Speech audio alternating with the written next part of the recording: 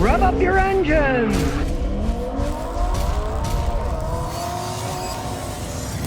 Well, here's an interesting fact. There's a 33% increase in repos in cars being repossessed. There's a lot involved in it, but basically it comes down to three things. Numero uno, the price of both new and used cars is getting higher and higher. People aren't able to afford what they bought. And the interest rates are getting higher. The monthly payment is also higher. So people are getting them repoed. And three, with the coming recession, people are starting to get laid off. Can't pay for the car gets repoed, right? In one sense, it's good for some people because it's going to start bringing down the price of cars. The only reason that they charge so much for new cars and even used cars, where people were paying more for used cars than they could for a new car, the same model, just because, well, the new cars aren't in stock, but we got this used one here, so we're going to charge you more for it, right? Well, those days are starting to end now because as cars get repoed, 33% more cars are repoed. There becomes all these repo cars for sale. And anybody knows, you buy a repoed car, you can get a deal. It doesn't matter what kind of BS they're asking, the price they're asking. They're going to have to take less because, one, it's a used car, it's repoed, right? You don't know what kind of history it had. The previous owner got it repoed on. Maybe they didn't maintain it at all. You don't know, right? I've had in the past people who worked at banks that repoed cars, and the banks don't know how to sell cars. That's not their business. You can get a better price on it. They get a whole bunch of them. They don't know what to do with them. As I said earlier, the price that the used car dealers are paying for used cars, that's dropping a lot too, but they're not passing the savings on yet. Eventually they will have to because there'll be too many cars on the market and it will just float down. So even though for the people that are being repoed, it's bad news, for the actual market itself, it's better. Prices will have to start coming down. And of course, people who have near prime or subprime credit scores, their interest rates are going to be even higher. So of course, the people with bad credit who are paying high interest, guess what? They're going to be repoed. They got bad credit. There's reasons for it, right? Then they're low on funds to begin with. They're paying a higher interest rate, and then they'll just give up and it gets repoed. So don't be surprised there's a bunch of repo cars on the market now and even more to come as time goes on. Here's one I can't help but laugh at. Ford CEO says fixing the quality control will take years. Now, I did this when he was talking to retiring engineers at Ford. They get a deal where they bought a bunch of them off so they can get rid of the people that were paying a lot of money and hire people cheaper, which, of course, they don't say that. They say, thank you for the service. You helped us out. Well, all I got to say is, hey, these are the guys that were working there when the quality went down the toilet. Right? And now Ford CEO is saying it's going to take years to fix this quality control problem because it took years for it to go down. Well, what kind of logic is that? You can fix things rather quickly if you really want to fix them right. You don't have to say it's going to take years to fix this quality control. Come on now. You got the factories going. Why not just fix the problems? I mean, is it ingrained that it's that crappy of a company that's so corrupt that to get rid of their quality control, it's going to take years to fix it? No, there's no arguing they're screwed up. Last year, Ford spent $3.923 billion fixing recalls on their cars for warranty costs. They had all those V6 engines that they put in the Broncos that the valves went bad. They got to replace all those engines. I mean, their quality is, and as bad as GM is, that's still $2 billion more than GM spent on their warranty costs. So old Jim Farley said, and I quote, fixing quality is my number one priority. All right, I remember a few years back, Ford's advertising slogan is quality is job number one, right?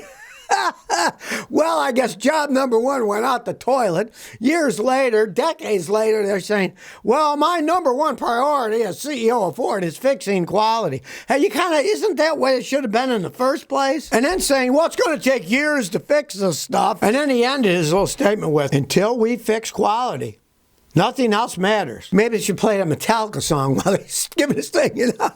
Nothing else matters, right?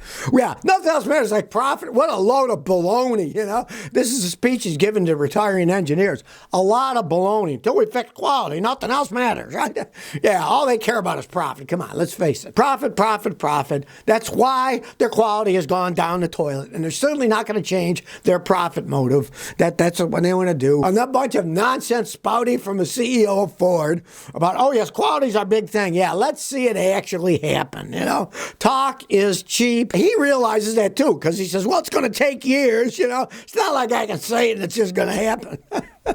Well, it just amazes me the stuff that comes out of these things, you know. I mean, and back in the old days, you'd never know what was happening. This was told to the retired engineers, but of course today with the internet, everybody shares all the information, so they should watch what they say in front of anybody because everybody's recording it somewhere to tell people, look what this guy said today. Keep that in your mind, Jim Farley, now keep that in your mind. Everybody's going to hear this stuff. Jay Moreland, 222 says, Scotty, please help a crippled soul. Scotty, I'm looking at a 190,000 mile 2006 BMW X5. It's $4,500. I'm tired of walking with my cane.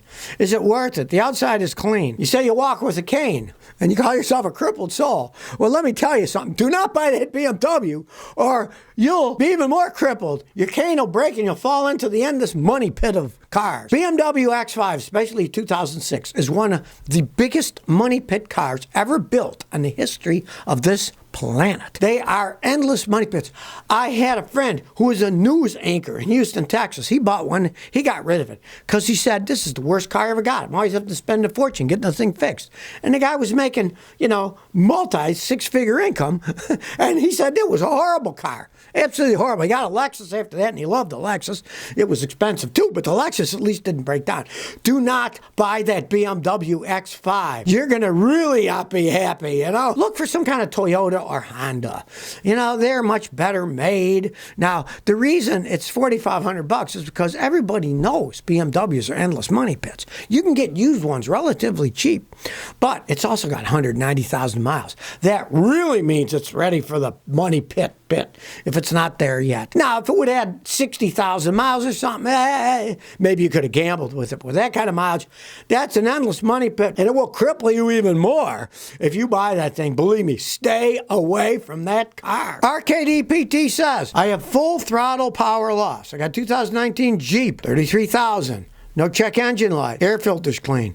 75% of the time when I fully press the gas pedal, at peak RPMs, the engine loses all power till I let go and go to a lower RPM. Help. First thing you want to do, change the fuel filter. A clogged fuel filter will do that, right? Numero dos. If you change the fuel filter and it doesn't fix it, have your fuel pump pressure tested. That will do the same exact thing. Now, number 3, if those don't fix it, normally they do, your catalytic converter could be clogged up. When it gets clogged up, it holds exhaust gas. Your car can't breathe, and at high RPMs, it will just lose acceleration because the gas is building up and can't get out. Now, we mechanics can pressure test them. We take the oxygen sensor out right by the catalytic converter, and we put a pressure gauge in. If the pressure gets high, it should be almost nothing because it's supposed to flow freely through the cat. But if the cat's clogging up, the pressure will go up, it'll clog it up. Pray it's one of those 3. They're easy to diagnose. If not that, it is a Jeep. It's a 2019. It's very high-tech, and you could have computer failure. You could have wiring problems, all kinds of stuff. But normally those first 3 things, it's one of them. Almost always. Camel292 says, I have terrible fuel economy in a Suzuki Swift. In 140 miles, I run out of gas. It's horrible gas mileage. What could it be? Well, it's got a 10-gallon tank. I'm sure you're not running on fumes. There's still something left. So you're getting less than 14 miles a gallon in a Suzuki Swift, which is horrendous. It's a tiny little 4-cylinder engine, right? What you could start out with is pull out the 4 spark plugs and look at them, okay? If they're black, it's running super rich. Could be the fuel injectors are leaking and need replacement. It could be a bad fuel pressure regulator. Let's say they're all black. It could be the regulator because that would affect them all. It would leak fuel and they'll all be black. Let's say 3 of them are normal and 1 of them's black. I would replace the black one's fuel injector. Could be a bad fuel injector. You can do logical tests like that. I mean, maybe I just hook up my fancy computer, start analyzing the data, and I could see. It'd be real easy to figure out. If one injector's bad, that one would have misfires, and I'd see the codes, and I'd immediately check that, and then I'd take it out and say, gee, it's black, and the first thing I would do would be a compression test. And if the compression was low in that cylinder, I'd say, well, the engine's just worn out. You don't have that many miles on it. You only got like 70,000 miles, but Suzukis are kind of cheaply made vehicles, and their piston rings aren't that great. A lot of them burn oil, and then they just lose compression, and you're going to get horrible gas mileage. But pray it's something simple, like a bad fuel pressure regulator, leaking fuel injector. Something is seriously wrong for that little tiny puddle jumper to only go 140 miles on 10 gallons of gasoline. Ron Bond says, I want an engine analyzer on an older car. I got an 87 Pontiac Fiero and an 88 Bonneville. I want something that does more than just read error codes. Maybe something like an old Sun machine that they use in automotive shops. What do you think? The thing is, if you ever took a Sun machine apart, right? It was a big giant thing, right? And it had a tube in it. It was like a TV tube. It had a cathode ray tube and stuff, right? Most of it was air. There's hardly anything in it. They didn't do that much, right? You got an old car like that, the best thing for you to get would find an old snap-on brick, and there's plenty of used ones out there that has the cartridge that'll do 87 Pontiacs, right? And you'll get the most data you're going to get out of any machine for something that old. There's plenty of old snap-on brick machines. We mechanics, guys retire, guys just sell the stuff. We really don't care. I mean, how often does anybody work on an 80s car these days? Hardly ever. Most of them are in the junkyard, right? So you could probably get an old snap-on, we call them bricks, and make sure it has the 87 Pontiac cartridge so it'll do 87s. That'd be your best bet, because those Sun machines, yeah, they were just glorified, money makers. Look, the big Sun machine, they had hardly anything in them, maybe an oscilloscope. Some of them didn't even have that. They were just makes a timing light. But the old snap-on one is the best thing you're going to find cheap enough to mess around with that thing, really. So if you never want to miss another one of my new car repair videos, remember to ring that bell.